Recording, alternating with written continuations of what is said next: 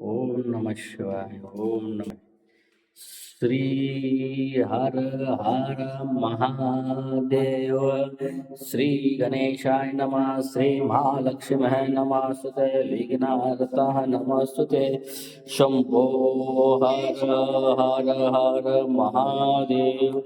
शंभो हर हर महादेव. शंभो हर हर हर महादेव.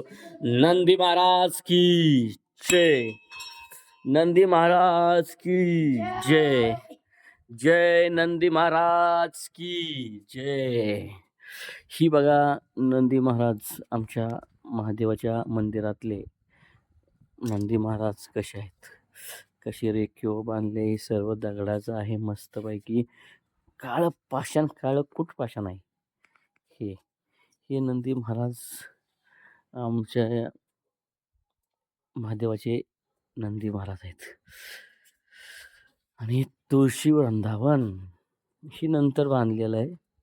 जरा खराब झालं होतं ते नंतर बांधलेलं आहे. इकडे लिस्ट आहे गावातल्या लोकांची मदत केलेली कामासाठी आणि ते ह्याच्यासाठी बांधकामासाठी. आणि ही आवार सगळं महादेवाचं, ही आवार महादेवाचं आहे सर्व. तर आमच्या श्रीपती महाराजांचं नानांची समाधी आहे. आणि हे शिवशंभो महादेव शामगाव, हे सगळं पटांगण, हे जुन्यातला खूप जुना वड आहे. खूप खूप आमच्या जन्माच्या आधीचा वड आहे हा. खूप दिवसाचा, म्हणजे एवढं जुनं आहे की एवढं मोठं वृक्ष आहे बघा. या वृक्षाला बघायला एवढी मोठी झाडे बघायला भेटतच नाहीत मित्रांनो. हे लक्ष्मीचं छोटेसं मंदिर आहे. आणि एवढं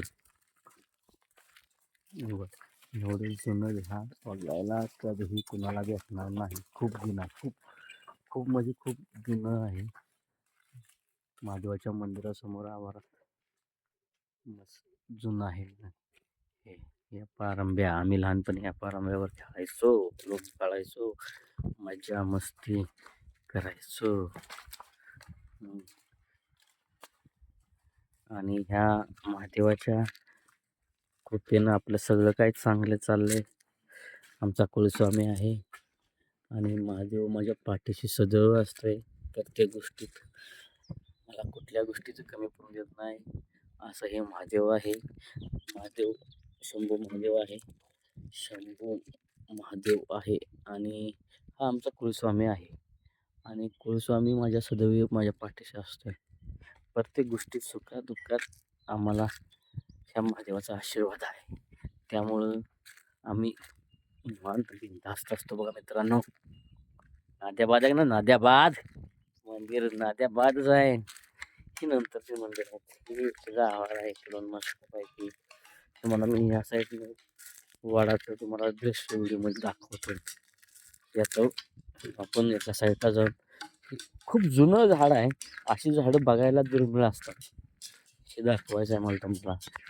ह्या व्हिडिओमधनं तुम्हाला काय दाखवायचं आहे की जी आहे की नाही,